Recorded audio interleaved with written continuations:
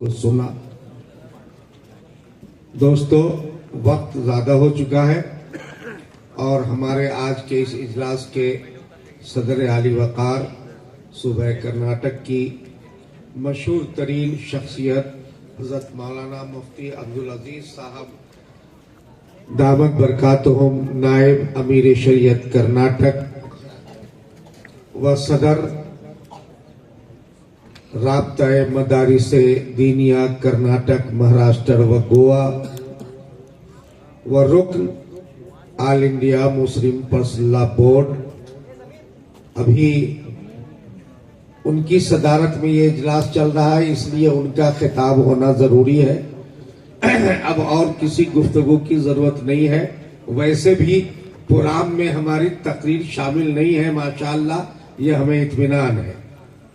Programme میں تأثر ہے، اب تأثر بھی وہ بھی اتفاق سے مجمل ہے۔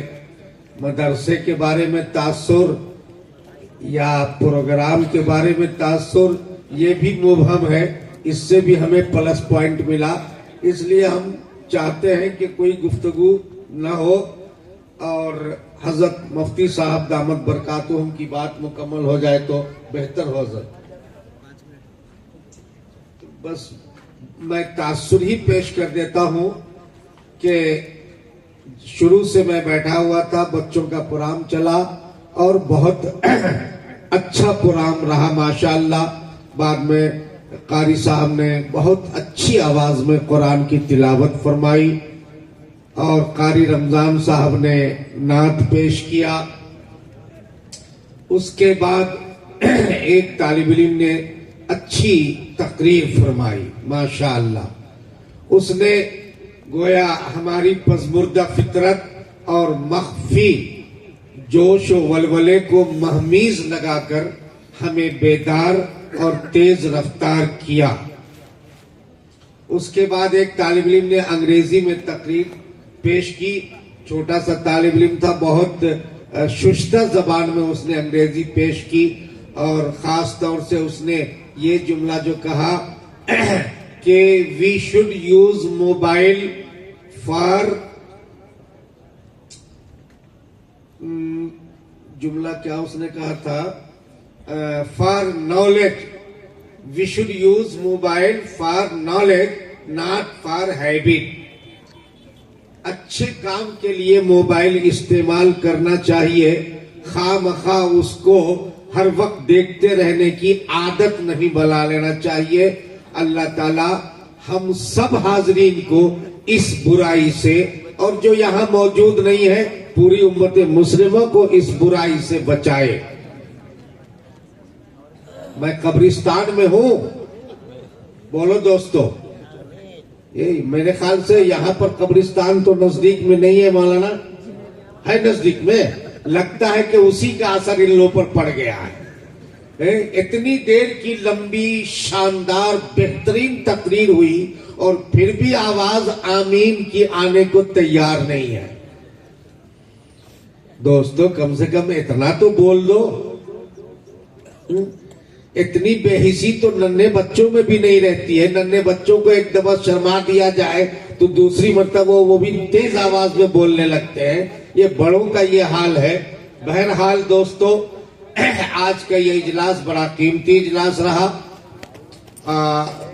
مدرسے کے محتمم صاحب کے پیٹھ پر عزیزم حافظ آصف سلمہ کا ہاتھ ہے، اور جن کی وجہ سے یہ بڑی سہولت کے ساتھ اپنے رفقا کو لے کر کے ماشاءاللہ مدرسہ چلا رہے ہیں۔ شہر میں دو محتمم ہیں جو بڑے بھولے بھالے ہیں، ایک دارالعلوم رحمانیہ کے محتمم مولانا مقبول صاحب اور دارالعلوم حسینیہ کے محتمم مولانا، ارے آپ سے نہیں پوچھ رہا ہوں، سامنے والوں سے پوچھ رہا ہوں، میں جس کے مدرسے میں آپ دعوت پر تشریف لائے ہیں ان کا نام بھی جانتے ہیں کہ نہیں جانتے ہیں، اس لیے میں نے ان سے پوچھا ہے۔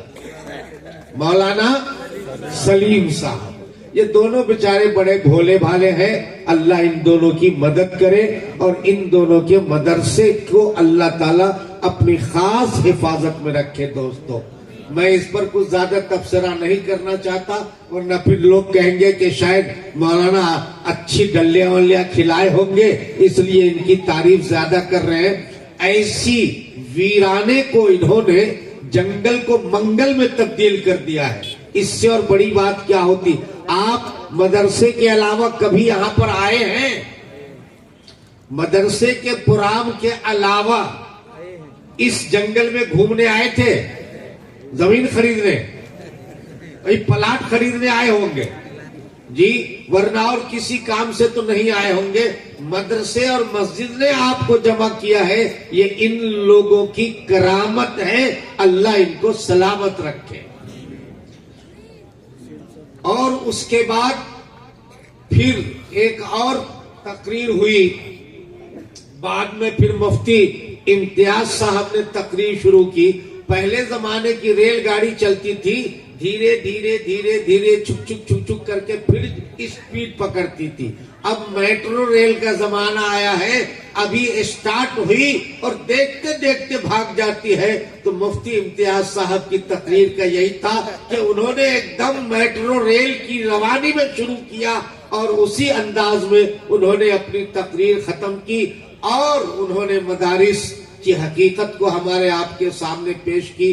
دنیا کے تمام تعلیمی ادارے اپنی جگہ پر مسلم ہیں، کسی کو چھوٹا دکھانا مقصد نہیں ہے، مگر دوسرے تعلیمی ادارے زمین کے اندر کے خزانوں، تحت الثری تک پھیلے ہوئے خزانوں یا آسمان کے اندر چھپے ہوئے افلاک کے اندر چھپی ہوئی چیزوں کی بات کرتے ہیں، اشیاء کی بات کرتے ہیں. اور یہ مدارس جو ہے آپ کو ان کے پیدا کرنے والے اللہ سے ملانے کا کام کرتے ہیں. یہی فرق ہے دینی اور قرآنی مدارس میں اور دوسرے تعلیمی اداروں میں. دوستو، اس کے بعد ایک اور جو اصل آج کی اس اجلاس کی تقریر تھی، اصل خطاب تھا آج کے اجلاس کے مہمان محترم جن کو اب تک ہم سن رہے تھے. شاید میں سمجھتا ہوں کہ بیجاپور والوں نے بیجاپور میں پہلی مرتبہ حضرت مولانا شاکر اللہ صاحب کو سنا ہے، میری معلومات کے مطابق جی پہلی مرتبہ ہے. مولانا کی تقریر ایک دو عنوان پر محدود نہیں رہی بلکہ انہوں نے پوری سوئی ہوئی قوم کو جھجھوڑا ہے. کیا کیا ہے؟ پوری سوئی ہوئی قوم کو بیدار کرنے کا انہوں نے کام کیا ہے. ماشاءاللہ میں ایک ایک حصے پر تو کوئی بات نہیں کر سکتا، بہت دو چار تھوڑے سے وہ گفتگو کروں گا ایک دو حصے پر. قرآن کے بارے میں مولانا نے بڑی تفصیل سے بتایا، قرآن کے مدرسے اور قرآن کی فضیلت پر. ظاہر سی بات ہے کہ اس سے بہتر کوئی کتاب نہیں ہے. حضرت محمد الرسول اللہ صلی اللہ علیہ وسلم کی تعلیم اور قرآن کی تعلیم سے جو فائدہ دنیا کو پہنچا، حضرت عمر رضی اللہ تعالیٰ عنہ کی مثال دے کر کے فرمایا کہ جاہلیت کے زمانے میں ان کی کیا حیثیت تھی اور قرآن کے آنے کے بعد، قرآن کی تعلیم سے روشناس ہونے کے بعد حضرت عمر رضی اللہ تعالیٰ عنہ کا مقام کتنا بلند ہو گیا. مختلف لائنوں سے، مثالوں سے حضرت نے اس بات کو سمجھانے کی کوشش کی ہے. عمر بن خطاب صحابہ کے اندر وہ مقام رکھتے ہیں کہ 17 مرتبہ ان کی رائےوں کے اعتبار سے قرآن اترا ہے. 17 مقام ایسا ہے کہ انہوں نے ایک رائے دیا اور اللہ تعالیٰ نے قرآن اتارا. فتح مکہ کے موقع پر رسول اللہ نے صحابہ سے پوچھا کہ اس بیت اللہ کے اندر اللہ کا شکرانے کے طور پر 2 رکعت ادا کرنا چاہتا ہوں اللہ کے لیے، کہاں پر پڑھوں؟ الگ الگ صحابہ نے الگ الگ رائے دیا. حضرت عمر کی رائے یہ تھی کہ جس پتھر پر حضرت ابراہیم نے چڑھ کر کے یہ تعمیر فرمائی تھی اسی پتھر پر آپ نماز ادا فرمائیں تو اچھا ہوتا. ادھر ان کی رائے ہوئی اور جبریل آ گئے. وَاتَّخِذُوا مِن مَقَامِ إِبْرَاهِيمَ مصلی والی آیت لے کر کے کہ آپ وہیں پر 2 رکعت شکرانے کی نماز ادا کیجئے.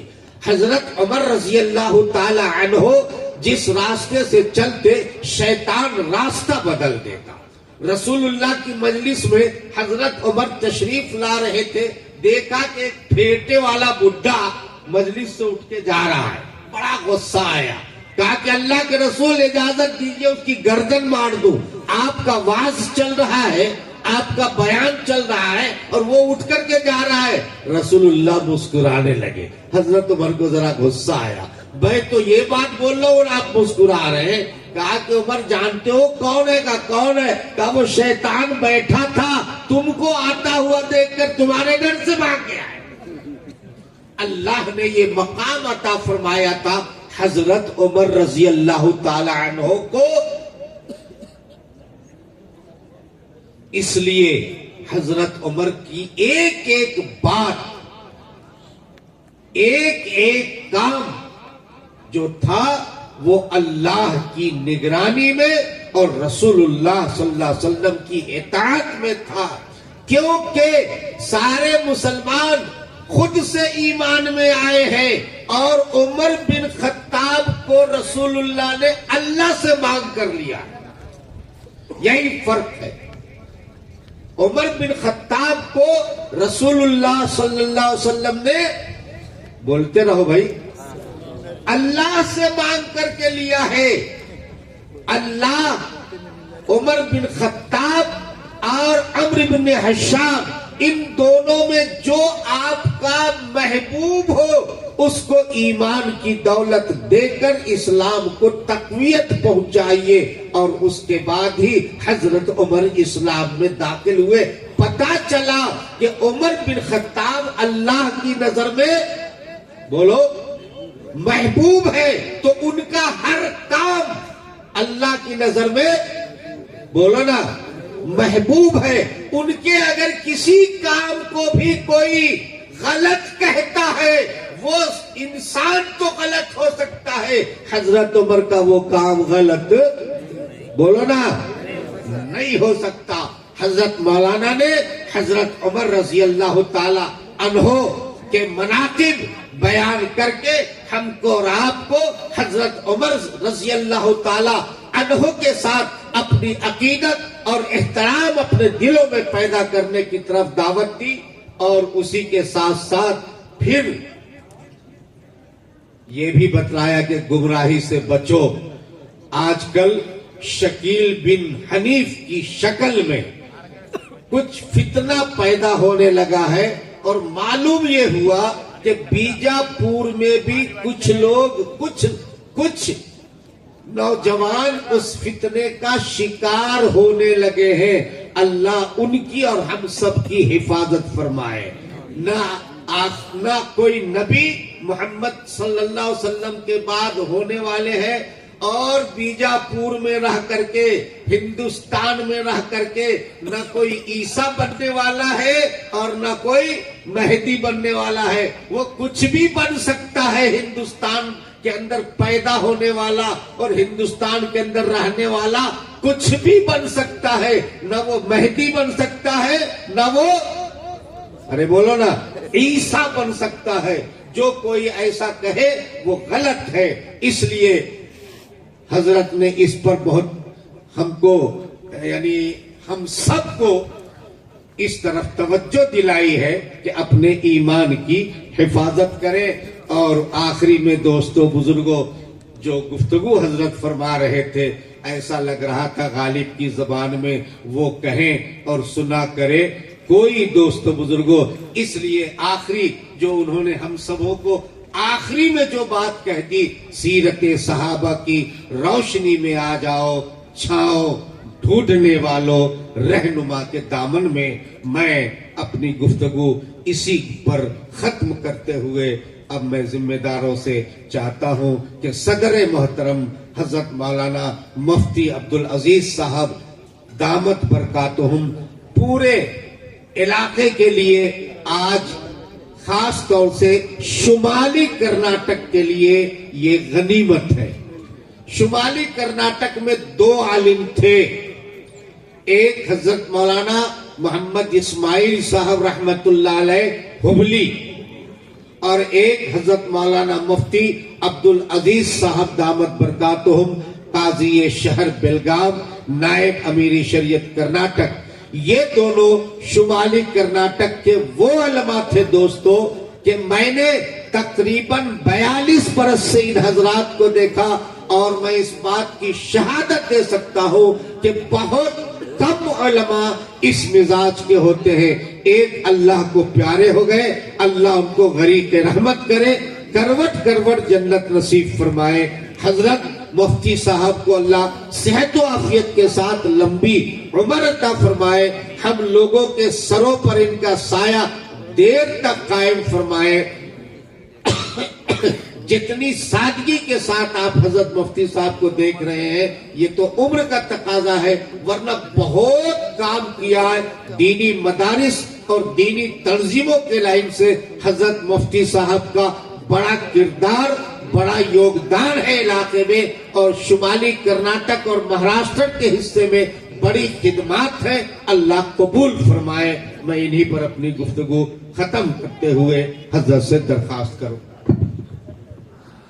محترم سامعین، قبل اس کے کہ حضرت کے دعا پر جلسے کا اختتام ہو، طلبہ کے انعامات سے نوازا جائے گا. تو جن طلبہ کے انعامات ہیں میں ان کے نام لوں گا، وہ جلد سے جلد اوپر آئیں اور حضرت کے ہاتھوں اپنا انعام لیں. اسی طرح مولانا سید صاحب اسٹیج پر آ جائیں. عالمیت کے اندر اول پوزیشن حاصل کرنے والا طالب علم محمد یاسین، دوم پوزیشن حاصل کرنے والا طالب علم عرفان، سوم پوزیشن حاصل کرنے والا طالب علم تنویر. اسی طرح حفظ کے طلبہ متوجہ ہو جائیں.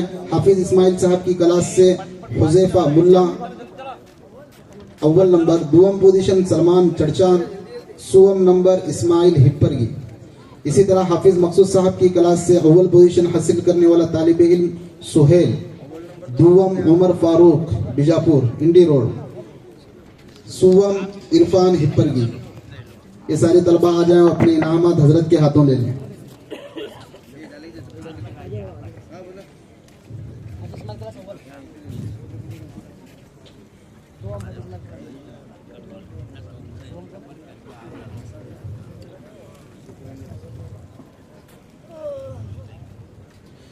ان طلباء کے لیے کتابات کا انتظام کیا گیا ہے. اللہ تبارک و تعالیٰ دینے والوں کے جان مال میں برکت عطا فرمائے. اب اسی طرح مدرسے کے ذمہ داروں کی طرف سے یہ ہمیں بتایا گیا ہے کہ جس طرح طلباء کو انعامات سے نوازا گیا، آنے والے مہمانوں کی عزت کے اندر شال پوشی کی جائے. تو لہذا آج کے اس جلسے کی جو صدارت فرما رہے ہیں، جو نمونہ اسلاف اور کرناٹک کے امیر شریعت ہیں، جن سے میری مراد مفتی عبدالعزیز صاحب ہیں، ان کی شال پوشی مدرسے کے چیئرمین جناب الحاج حسین صاحب منگولی کے ہاتھوں ہوگی، جنہوں نے اس مدرسے کے لیے اپنی ساری زمین کو وقف کیا. اللہ ان کے دینے کو قبول فرمائے. اس کے بعد آج کے اس مجلس کے مہمان خصوصی حضرت مولانا شاکر اللہ صاحب دامت برکاتہم، ان کی شال پوشی مدرسے کے نگران حضرت مولانا منیر صاحب کے ہاتھوں ہوگی، وہ ان کی شال پوشی فرمائیں. بس 2-4 نام اور ہیں، اس کے بعد انشاءاللہ شال پوشی ہوگی. اس کے بعد حضرت مولانا قاری اویس صاحب دامت برکاتہم، جو گجرات کا سفر کر کے یہاں تک آئے ہیں اور جنہوں نے ابتدا کے اندر قرآن کی تلاوت کی، ان کی شال پوشی مدرسے کے وائس چیئرمین ڈاکٹر شکیل صاحب کے ہاتھوں ہوگی.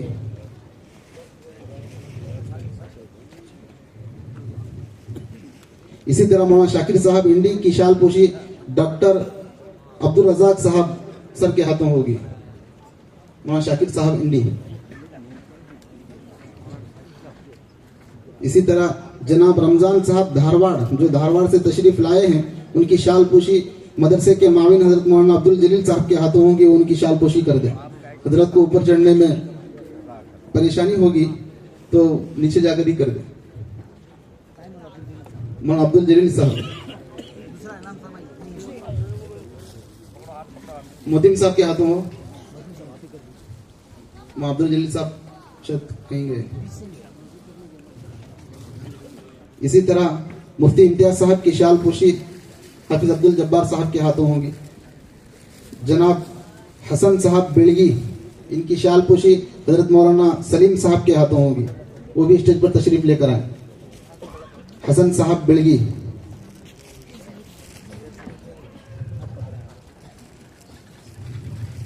اسی طرح جناب ڈاکٹر صدیق صاحب ان کی شال پوشی استاد محترم حضرت مولانا زبیر صاحب کے ہاتھوں ہوگی. مولانا مستقیم صاحب کی شال پوشی حافظ سہیل صاحب. حافظ سہیل صاحب.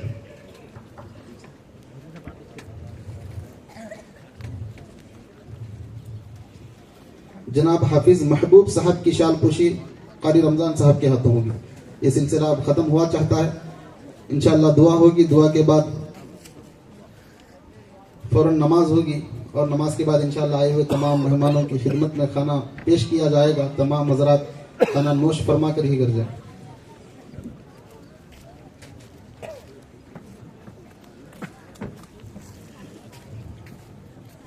اب بڑے ادب کے ساتھ میں حضرت سے درخواست کرتا ہوں کہ دعا کے ذریعے اس کا اختتام فرمائیں.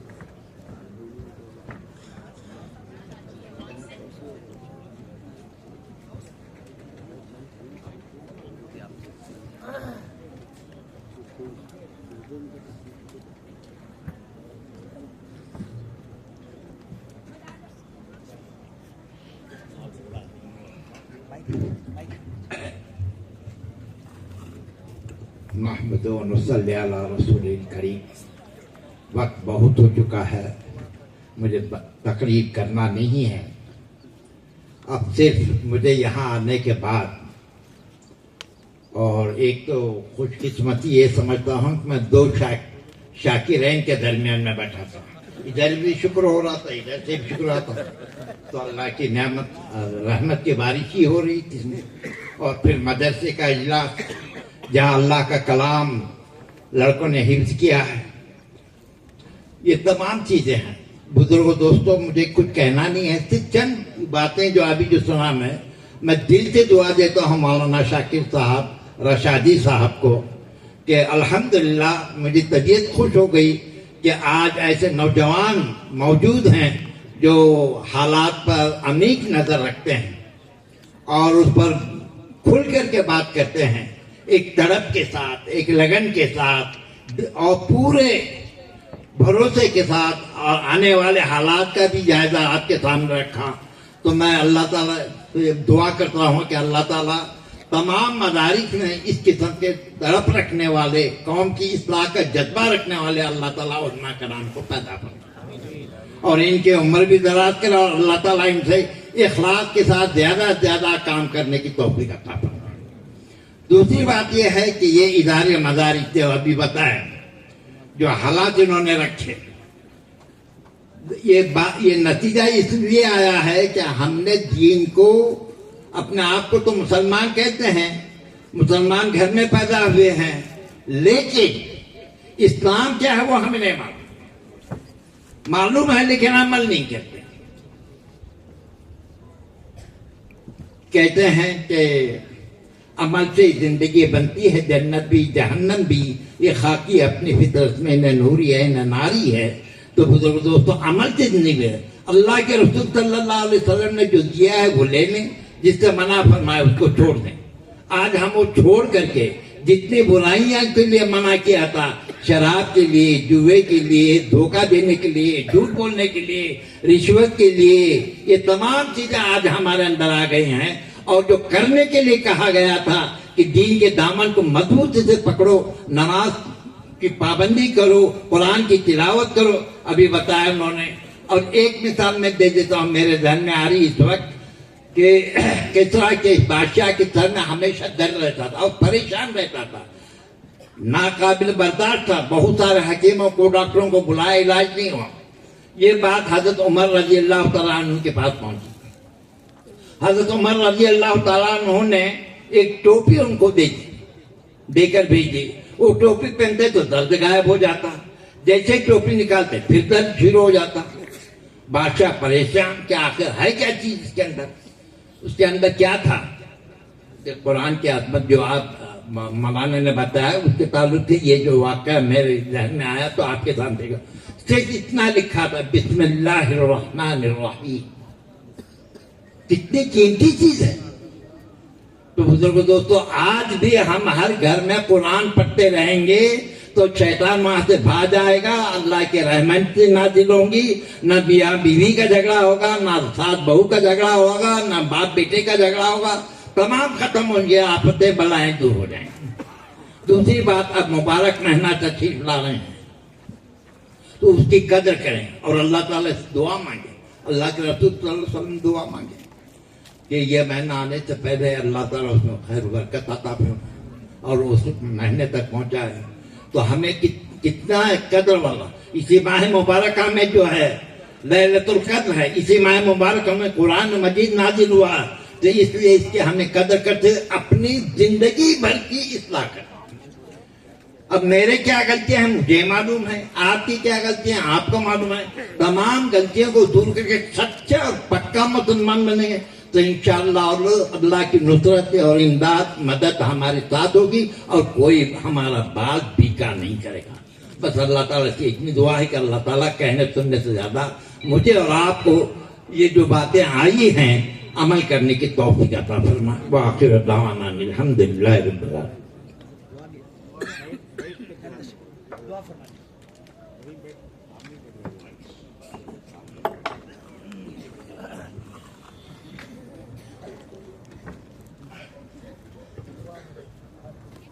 دعا بھی مختصر طور پر مانگ لیجیے اللہ تعالیٰ سے. جب کار خیر ہو رہا ہے, یہاں حافظ قرآن تیار ہو گئے, اللہ کا کلام پڑھا گیا, قرآن حدیث کی روشنی میں باتیں کی گئی, تو مختصر طور پر دعا فرمائیں. اللہم صلی علی سیدنا محمد وعلی آل سیدنا محمد وبارک وسلم. اللہم انت السلام السلام علیک السلام وحینا ربنا بالسلام ادخلنا دارک دار السلام وتبارک یا ذی الجلال والاکرام. اے اللہ ہمارے گناہوں کو معاف فرما, اے اللہ ہمارے خطاؤں کو درگزر, اے اللہ ہمیں عزت کی زندگی عطا فرما, اے اللہ ہمیں اتفاق اتحاد عطا فرما. اے اللہ جتنے بھی ادارے دین کے کام کر رہے ہیں انفرادی ہو اجتماعی ہے, اللہ ان کی تو بھرپور مدد فرما. اے اللہ ہمارے ملک میں امن و شانتی عطا فرما. اے اللہ جو اسمان طاقتیں ہیں اللہ تو ان کو تو نابود فرما. اے اللہ ہماری مدد فرما, ہمیں سچا اور پکا مسلمان بن کر زندگی گزارنے کی توفیق عطا فرما. اے اللہ ہمیں وہ کام کرنے کی توفیق عطا فرما جس سے تو خوش ہوتا ہے. اے اللہ ان تمام چیزوں سے بچا جس سے تو ناراض ہوتا ہے. آقائے دو جہاں سرکار دو عالم صلی اللہ علیہ وسلم نے جتنے بھی خیر کی دعائیں مانگی ہیں اس سب نے ہم سب کا پورے امت محمدیہ کا حصہ عطا فرما. جتنے شرور و فتن سے حضور صلی اللہ علیہ وسلم نے پناہ مانگی ہے اس میں ہم سب کا پورے امت محمدیہ کا حصہ عطا فرما. اے اللہ جن جن لوگوں نے دعاؤں کی درخواست کی ہے ان کی جائز تمنا کو پورا فرما. جو بیمار ہے شفا کلی عطا فرما, جو پریشان ہیں ان کے پریشانی بھی دور فرما, جو مصیبت زدہ ہے ان کی مصیبتوں کو دور فرما. اے اللہ سوائے اپنی کسی کا محتاج نہ بنا. سبحان ربک رب العزت عما یصفون وسلام علی المرسلین والحمد للہ. جزاک اللہ خیر و احسن الجزاء. ہم آئے ہوئے تمام مہمانوں کا اپنے دل کی گہرائی سے شکریہ ادا کرتے ہیں. اللہ آپ کے آنے کو قبول فرمائے. جن جن حضرات نے جس اعتبار سے بھی جس طریقے سے بھی قدمے درمے قدمے سکھ نے جس طریقے کا بھی ساتھ دیا اللہ ہر ایک کو قبول فرمائے. دو اعلانات کیے جائیں گے. سب سے پہلا کہ اب اذان ہوگی.